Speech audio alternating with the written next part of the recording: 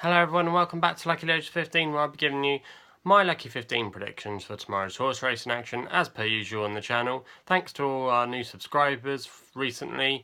We had quite a lot of business going on over Royal Ascot and we've continued to attract some new viewers, so I'd like to welcome you all to the channel. If you're brand new to the channel, what I do is I make horse racing predictions every day in the format of a Lucky 15 bet. Some days we're successful, some days we're not successful, but today was actually a good day.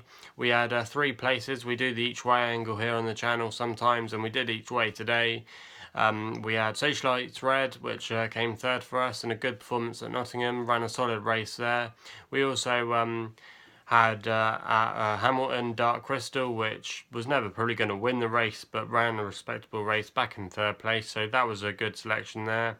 And then we also had Swanton Blue at Newbury in the last, which looked like out of all 3 of our place horses today would be the one to win.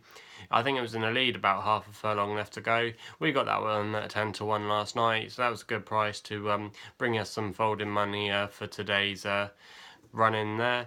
So all in all, it wasn't a bad day. Also, the one disappointment we did have that I would like to mention was Black Salt at Newcastle on the 5:55. Absolutely terrible performance there.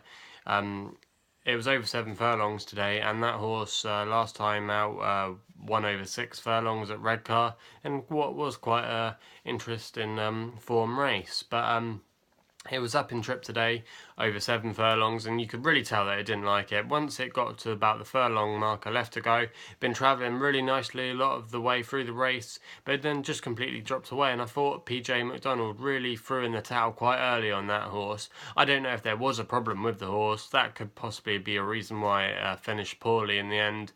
But we'd have to look into that one in more detail. But that's one maybe to keep for the memory bank for future races, and just keep an eye on how that horse does. So all in all, it wasn't a bad day. I'm going to be giving you my tips for tomorrow's horse racing action. Just want to say as well, a few of you have been commentating on why don't I go for a 20 to 1 shot, or why don't I go for some bigger odds horses. Well, I like to give you value on what I think will run well, and it's not always easy to select 20 to 1. If you were going to do that all the time, you would end up probably poor when it comes to betting, but you obviously will get the odd good one that will come in, but selecting them are very rare. But I'll just give you my selections, what I think will run well tomorrow.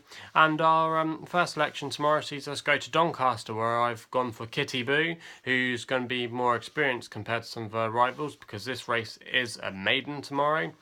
Now, this horse has been running pretty well. It came second on its seasonal reappearance at Nottingham a couple of weeks ago, where it ran a couple of previous other races on the all-weather, where it placed on both of those starts. Came second last time when chasing down a 50 to 1 winner that day, which was quite a surprise. That 50 to 1 winner has run since, but didn't do anything special. I think it came dead last in that race, so it shows that the form isn't possibly the strongest. But I thought this horse tomorrow was definitely worth a punt at 7 to 1. It's trained by Luca Cumani, and Daniel Tudhope takes the ride. If you were backing him to a £1 stake blind, the jockey Daniel Tudhope, you would be onto some nice profit with him. He's ridden quite a few big price winners for David O'Mara, and he comes here in good form. This horse as well is running at Doncaster tomorrow, like we said, and its pedigree suggests its mum was quite a good formidable horse at this track, and it's also got some other classy relatives, so I thought that would serve it in good stead tomorrow. And I thought also the experience card could definitely play to its hands, because a lot of these other horses, even though they come from some very nice stables and some big players, I definitely thought experience could be a key factor in this race. And at 7 to 1, with all those good positive things going for it, I thought this horse definitely had a chance of making the frame tomorrow. So that's our first selection there, Kitty Boo in the 4 o'clock at Doncaster. Our second selection takes us to the only jumps meeting going on tomorrow at Cartmel. Horse we've gone for here is a horse called Restraint of Trade, which is round about again 7 to 1 bookmakers at the moment. Trained by Jenny Candlish and will be ridden by Sean Quinlan tomorrow. This horse again arrives here in good form. Last time out winner at Doncaster, and previous second at Cartmel before, so that was a pretty good races there that it's coming into for tomorrow's race. Also as well, it likes the ground with what we've been experiencing over the last couple of days with the rain. It has turned the ground more softer from the really good to firm ground that we've had over the last few weeks, so that would be an interesting factor tomorrow. But this horse is very versatile. It's also a stay as well, and it won over course and distance in 2015 over good to soft ground, so that also is a good strength for this horse. It's also good in the weights tomorrow, riding off a mark of 10 stone 5 in the weights, so that would be good there, receiving a bit of weight from a few of its other rivals. It is quite a competitive race, to be fair, quite a good race on paper, a little bit wide open, but I thought he arrives in good form and he could definitely put in a good race tomorrow. And at 7 to 1, I thought Restraint of Trade wasn't a bad selection. Our third selection tomorrow sees us go to Chester in 8:15 in the evening flat action.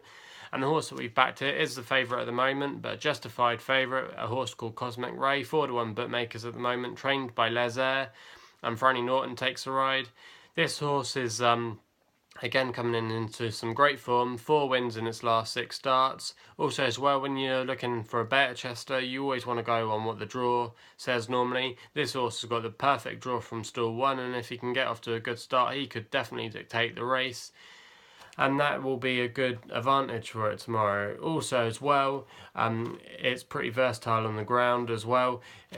Over its last few races, it's run over soft ground, good to soft, so that's no issue for it. It also won at Musselburgh as well, which is a sharp track, just like Chester, and I thought that was definitely another key thing to look out for in this horse tomorrow. So at 4 to 1 tomorrow, I definitely think this horse has definitely got a good chance of making the frame, and that's who we've gone for there, Cosmic Ray, the 8:15 at Chester. Our last selection tomorrow sees us go to Newmarket in the last race, or it's not the last race, but for our last race anyway tomorrow.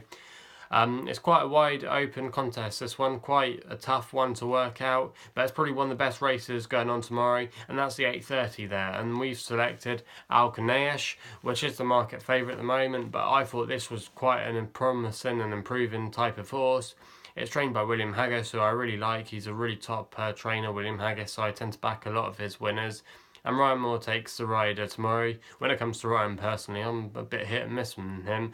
Every time I don't back him, he always wins, and every time I do back him, he never wins, so that's probably not a good omen tomorrow.